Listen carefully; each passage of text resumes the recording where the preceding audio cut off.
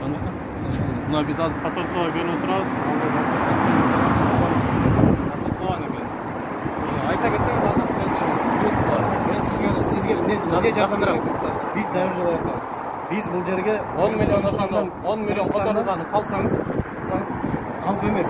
10 миллион бөлүнгөн акчаны Кыргызстандан бөлүнгөн акчаны азыр эме жеке коомчулуктагы бардык эмелер менен биргеликте бул жана муктаж болгон адамдарга азык-түлүк жагынан берилет.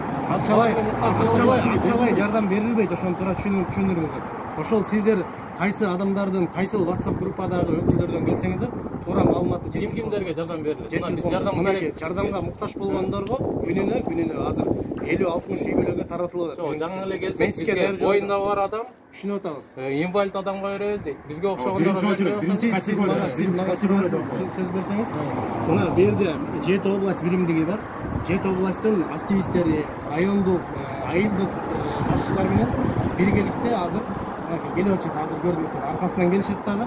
Ошол тизмелер бар. Ар бир кайрылгандар. Чындыгында муктаж болгондорго, муктаж болгон жарандарга даректери, телефондору баардыгы жазылса, чалып, текшерип, ошол жерден анан пакет менен муктаж азык-түлүктөрдү жеткирилет.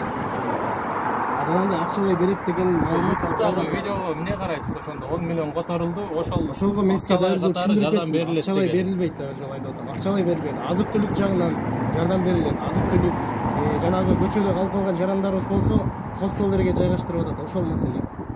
Өчүр видеону. Короче,